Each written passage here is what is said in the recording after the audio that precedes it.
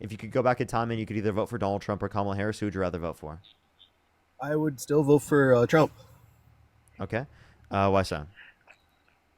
Well, I wanted to get back to the immigration thing. So you did say that they don't get federal monies, but the state and the federal governments operate separately. So we have states that are still creating systems that are harboring our issues. So what I'm getting at is, so if I'm an illegal or sorry undocumented person who comes to the country and is not accounted for, I can go to certain states, certain sanctuary cities, and still get benefits that take away from the state's funding that goes to our local citizens. They also, in some cases, can get licensed and other benefits that sometimes our poorest people, homeless or not, struggle to get. They can get special numbers that will allow them to get mortgages. I'm a mortgage loan officer, and there are programs where, without any kind of documentation, I could get people housing. So I don't believe that we should completely keep anybody out. America was built on immigration, but I do believe that in order to get our things figured out, we have to close our gates for a little bit so that way we can come up with something more. It's going to be a long process, and I believe that with Trump in place, you have the right figure to kind of be the bad guy in the short term till we come up with a better solution. Because I do believe the American people are smart enough to realize eventually that we can figure out a better solution and we can impose our will upon our legislation to do so. But we have to kind of go through the rough stuff first. So I support Trump because I've watched several presidents go by and they all do slick stuff. And I'm ready for the people to realize the power that they have. And maybe it takes some of this agony for that to happen. Okay, so are you ideologically left? I am not. Okay. I was just trying to see, just to see at some point. So undocumented immigrants over, oh, you said states specifically. So, do you believe in states' rights? Considering I'm a Black American, yeah, I do. I believe that to some degree, should be able to have some dictation that's different than outside of what the federal is able to impose. But I do believe the federal is there to kind of be like the big kid in the room in the event that the state gets out of control. It's like a checks and balances system. Is what I believe that they set up to happen. So okay, so then you would agree with this. Okay, there's a lot of background noise. Is there a way you could go to an I'm area with sorry. a I'm little bit sorry. less I'm sorry background about noise? that. I'm sorry about that. Yeah. Is that better? Yeah, yeah, for sure, for sure. Yeah, so specifically, you said you do believe in states' rights. You think that so then the state should have the right to be able to do this for undocumented immigrants. And I don't think that states are giving like these particular aspects to undocumented immigrants. I think that they're giving them to legal asylum seekers. All right. Sorry about that. So yeah, there's a few things. It sounds like you were saying that the states should have the right to do it. I don't think states were doing it. I think it was for illegal asylum seekers. And then I don't think that we need to close gates at all in order to address our immigration process. I think that actually typically, I don't think this is maybe your intention or anything, but typically, like especially politicians will utilize the idea of closing down the gates, right, through other sort of means, more authoritarian-esque policies, rather than specifically just like actually trying to address the conditions at the border, right? There really isn't prompted conditions at the border for us to actually have to shut down all immigration. Well, I guess the thing I'm getting at is we're so far back in trying to kind of get things caught up as far as like accounting for things where when it comes to census. Like for instance, I keep seeing censuses that say like for 2020 we had roughly 328 million Americans, but I'm like, if you told me that there was a 528 million people in America, I would believe that number more realistically because that probably accounts for the undocumented peoples. Because on top of people who are undocumented that come in illegally, we also have our government who will do things like, I'm going to take 50,000 Somalians and implant them in this particular part of the country, and then maybe we get some other people from another place that call them asylum seekers, call them whatever, but amongst them, sometimes other people who slip through the cracks that shouldn't be in that group come in and they gain rights to these things that allow them to go back to bring other people in, and it becomes this kind of loop, this negative So like by the loop way, where we kind legal of back. immigration and asylum from certain countries is totally fine. This is all legal and documented. Now, if you want to talk about undocumented immigrants, how many undocumented immigrants do you think are in the country? More than if you told me that there were 100 million undocumented people, I would totally believe that easily. Yeah, I know you wouldn't understand that, but I'm pretty sure. Well, I'm like, there's no evidence for that. Like, why would you believe that? Why would I have left? Because one of the areas that I've lived in, I've seen where there are whole communities of people who are undocumented, and it's almost it reminds me of back during the Jim Crow times where you had a second class citizenship where you couldn't go to certain places, and it wasn't necessarily because it was no blacks allowed, but it was a social thing. You knew that this was kind of your place, and you went to these places. They move in groups together. They group together to be able to get things that they need for each other. And in the same instance, that's why I believe that if we did continue to have undocumented people, there should realistically be a way for them to create their own healthcare systems and their own banks and things that wouldn't take away from No, American wait, societies. wait. There should be a way Taxpayers. for them to get a pathway to citizenship, and there's not 100 million people. Like for Okay, and visualization, like I for and like I was visualization saying, purposes. Hold up. if we close the gate and when we reopen them, have a realistic way for us to quickly expedite people coming into the country in a way that they can be accounted for and in a good way, I think that's a better thing than just allowing them to continue to come in willy nilly and I'm not saying anybody's causing any chaos, but on top of the chaos we already have within our country, I think of it like your backyard. If you have nutria and landscape that they like to live in, if you don't have your fence fixed and they continue to come in, but you're trying to get your gardening together, it's a lot harder to manage that until that fence gets fixed. So that way you can get that area cleaned up. So Yeah. So for visualization, right? Our population is 340 to 350 million. If 100 million people in the country were undocumented, that would mean one third to one fourth of the population are undocumented immigrants. So that would mean every 3 to 4 people that you interact with would be likely an undocumented immigrant. Okay, that's ridiculous. That is obviously absurd. That's obviously not true. There's less than, I'm pretty sure it's 15 million people who are in the country undocumented. I don't think there's good evidence to indicate over that. do you count the undocumented immigration that happens within our country? If someone Like a is it, guy, like a guy who goes from Ohio and knows that he go to Oregon and get a whole bunch of free stuff, and all he has to do is just be there and like maybe have like somebody's address he writes down. But he doesn't have a license or a pot to piss in, but is still leveraging the welfare state in order to take care of things for himself. I don't think undocumented immigrants are coming here just to like live off the government. All evidence indicates that undocumented immigrants and documented immigrants in general have a higher labor force participation rate than natural-born U.S. citizens, meaning that they are working into the system more than the typical But they're American that is undocumented. So how do already you know? born. But they're undocumented. So how do you know that? Where do you pull your BS numbers from? Because like they're undocumented. So how would you actually be able to have them if they're not documented? Do you see how oxymoronic that is? No, it's not because we have documentation on this. Now, there's a bibliography in my You have bio. documentation on Can I undocumented please people. finish? Yes, for people who are prior undocumented, absolutely. We can identify information on that. People who are arrested, we can identify information on that. That's stuff that we can look at, for example. You can look at the specific bibliography in my bio, right? There's a works cited page where I have an entire few pages of immigration sources that go over like the specific rates of crime and show that undocumented immigrants commit multiple times lower rates of violent crime and property crime in the United States comparative to natural-born U.S. citizens, for example. You can say that they're BS numbers, but I actually genuinely have sources, and you can like literally click on them through the link tree in my bio. Okay. All right. All right. Next thing. And also, wait, What you else you say got? that mine are BS numbers, but you said 100 million. Yeah. You said you'd be okay with accepting Yeah. 100 million. Absolutely. Because like just like you're throwing out bullshit, I throw out bullshit. All good. I'm not. I'm We can- using evidence and sources. I'm not just throwing out random numbers. And if I took long enough, I could probably fabricate something for you too. But let's move on to the next I'm thing. not. You think I'm like fabricating things myself? You don't do this in good faith. You'll mute someone when you don't feel like they're doing their thing. You'll barrage them. Somehow you're able to have your 16 screens you have over there to look up your stuff, and you have the DNC making sure that you're on top of your stuff. But it's all good. I'm not mad at you, bro. I'm not mad at you. I love the Gauss. That's You, pretty you cool. think Hey, you I'm think not the mad at DNC? You think the DNC is funding me? Yeah, somebody back there is rubbing you on your back because you're young, you haven't lived enough life, and you really don't know nothing. I know you got your cute little degree from your little school you went to, but like really, you haven't lived enough life to have these such bold opinions that you seem to have. Like, who put a battery in your back and who put a battery in Dean's back? Because you guys, to me, are a bunch of grifters, to be honest, and I know a lot of people who believe that too. Okay, so let me give you this from my perspective. I'm a random kid that grew up in Iowa.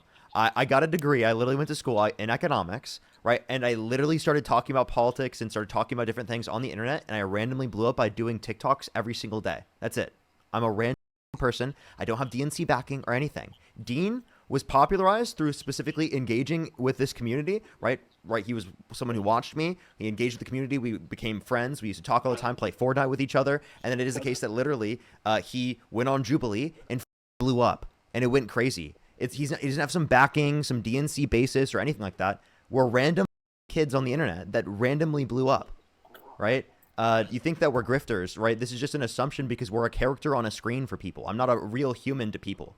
People think that I'm just doing this for money, or I'm just doing this without any care in the world, because they assume that everyone specifically that is in the social media space has that particular type of assumption, or has that particular type of intention behind it. Which I understand it. Wait, hold up. Which I want to say, I understand having that, because a lot of people who are in spaces such as the ones that I'm in, right, and around the board, I'm just in general on social media looking to be like, you know, famous and whatnot, right? A lot of people do have those intentions. So I understand why people have that perspective, but I also want to say, like, I'm a human being, I'm a person, and I genuinely randomly fell into this. I didn't try to become famous. I didn't try to do anything specific. I literally used to go and talk to people on live in front of 5 people for hours every single day. I did not expect this to blow up. I did not expect this to become something huge, right? I had no clue this was going to happen. I don't have DNC backing. I don't have a management company, right? I don't literally work with sponsorships. The only money I make is Venmo, Cash App, PayPal, Linktree in my bio, description of my YouTube, which literally points the Linktree in my bio with the Venmo, Cash App, and PayPal, and then YouTube AdSense and YouTube Super Chat. That's it. I don't make any more money than that.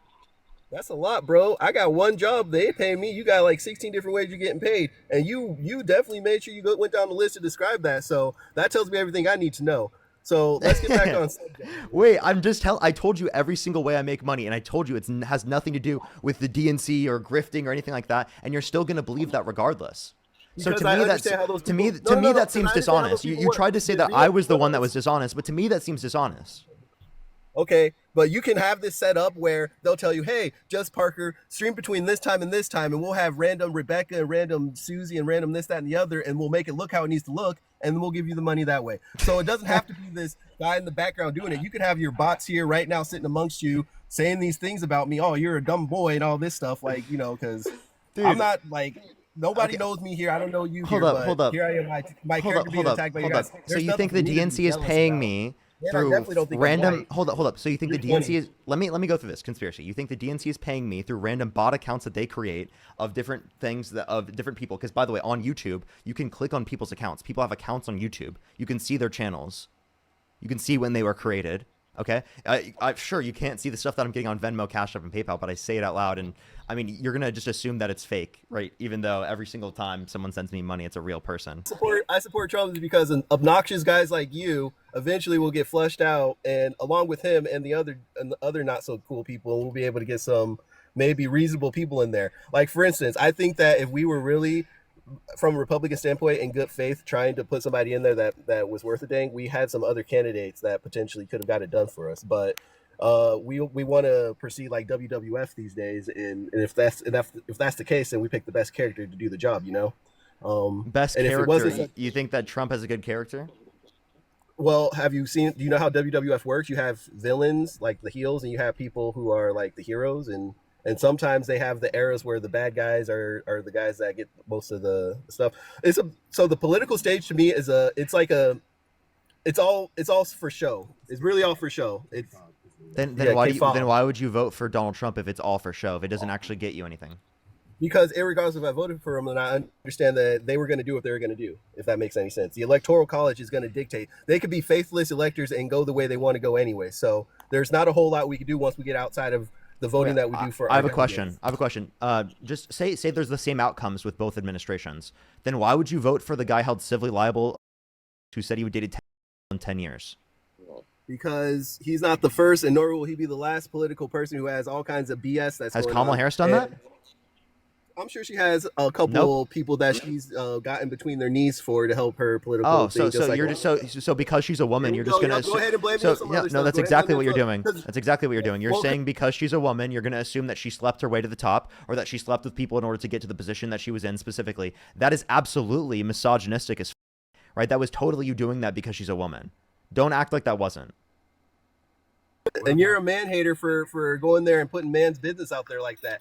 Uh, They wouldn't hurt this person just 'cause- I'm a man yeah, hater. they wanted, Yep, certified man hater. You know me, I'm she's a Parker. black I'm woman. known They as want the to play certified that. man hater. Parker get a job known as the certified man hater. Look at that guy. You know what? Absolutely. Weren't you the What a guy? man hater. He hates himself. You know what? You're right. Damn right about that one. Hey, I have a quick question. I'm his brother. Go I don't ahead. know. You just why? So you like Kamala? How Kamala, do you yeah. say that? Kamala.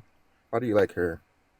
Well, I think she's a better candidate because I think her policies are targeted towards benefiting working class Americans. For example, the increase of the child tax credit to $6,000 for the first year of a child's life, $3,600 through them being 5 years old, and $3,000 through them being 18 would actually help families, right, be able to take care of their children to a greater extent, and it would reduce childhood poverty. When this was implemented in 2021 through the American Rescue Plan, which was COVID emergency policy, which only lasted for around 1 year, it reduced childhood poverty by 45%. And I think implementing that policy on a longer scale would be very, very beneficial, right, for families in this country, and it would create better conditions where people are able to take care of their children, would lead to more children having food on their table. We can also point to the $25,000 tax credit that she was advocating for first-time home buyers for new homes, which would help stimulate the building of houses in places where people want to live, and also reduce the prices specifically for houses that are already built because it increases the supply of homes that have already been built.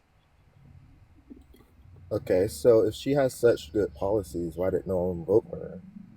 Because people wrongly attributed inflation to the incumbent president because inflation happened under the Biden-Harris administration, but it wasn't caused by the Biden-Harris administration. That inflation happened all around the world, right, everywhere. So it was not specifically due to the Biden administration's policies. It was COVID, due to COVID because it affected the supply chains.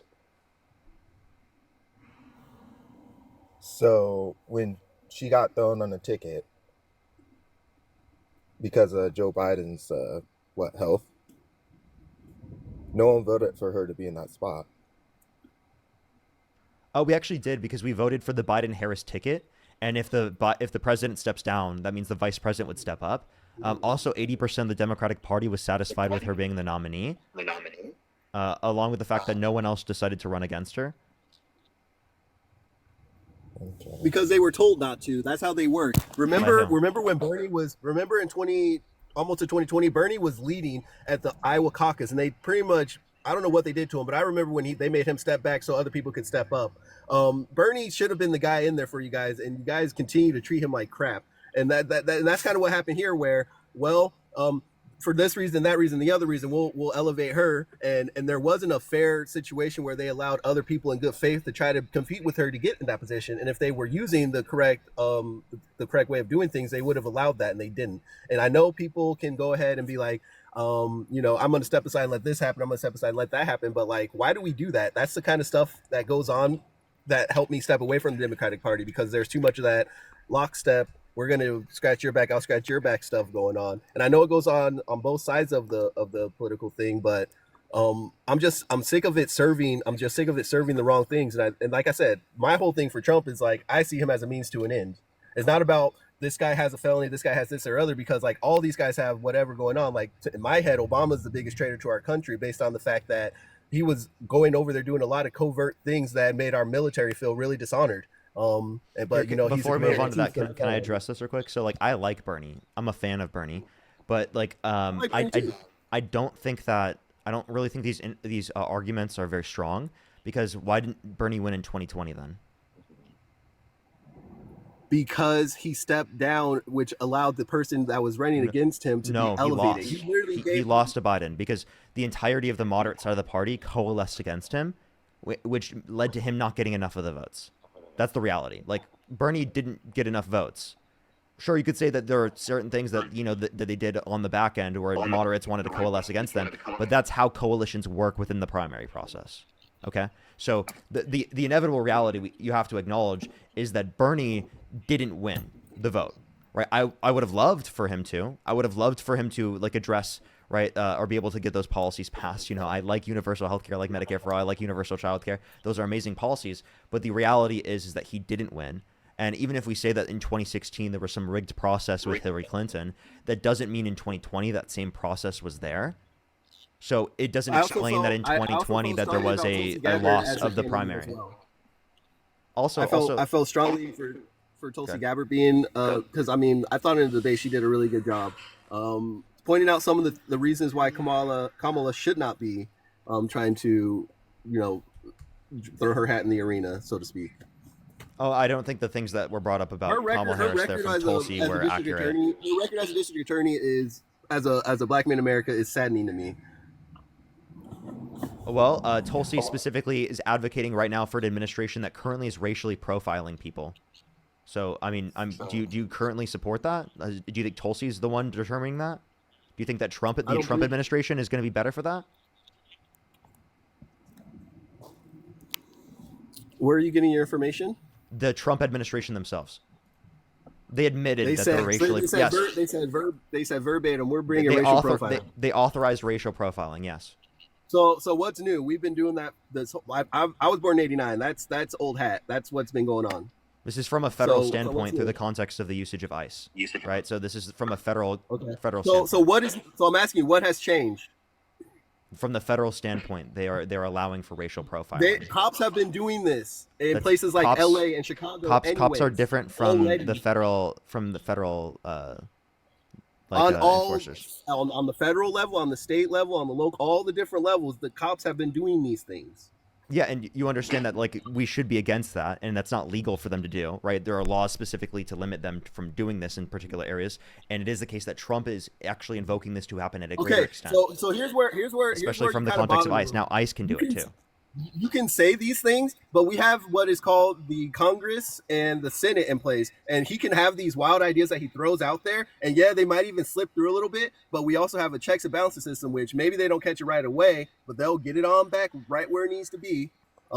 It's just how it kind of goes. We're in a big transitional turn right now where there's a lot of things to kind of get reformed and retwisted around, and it's going to look sideways for a minute while we work on figuring out as a complete society which way we want to go. That's why there seems like there's so much division, more division than there has been in my whole entire living so far. But I think we're going to get there. We're going to get it figured out.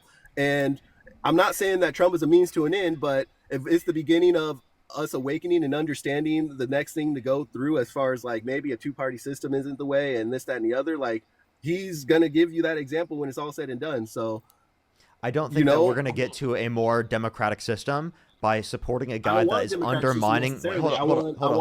Can I please finish? I don't think that we're going to get to a more democratic system by advocating for a candidate that literally incited a violent insurrection at the Capitol, pardon the violent rioters, you officers called them patriots, right? And then literally sent false slates of electors to electoral college to cast Trump votes to try to steal the election in 2020, and still to this day claims the 2020 election was rigged with no evidence. That's definitely not going to lead to more democratic processes being instituted.